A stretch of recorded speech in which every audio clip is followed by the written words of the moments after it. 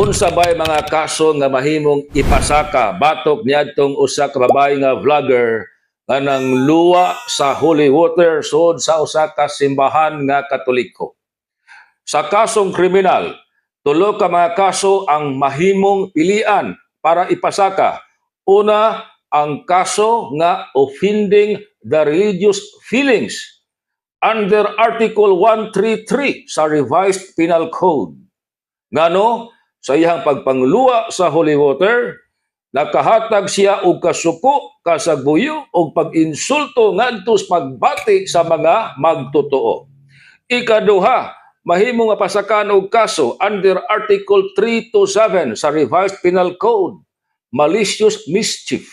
Ang iyang pagpangluwa naghatag og kahugaw sa holy water nga butang sa simbahan, nagkahatag kini og kadaot.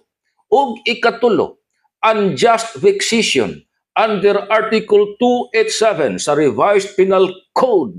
Ang iyang gihimo unjust vexation tungod kay nakahatag kini og kahasol o kasagmuyo sa panghunahuna o pagbati sa mga magtotoo. Dugang nini pwede siyang ig-on og kaso nga damages pabayron og danyos under Article 2199 sa New Civil Code.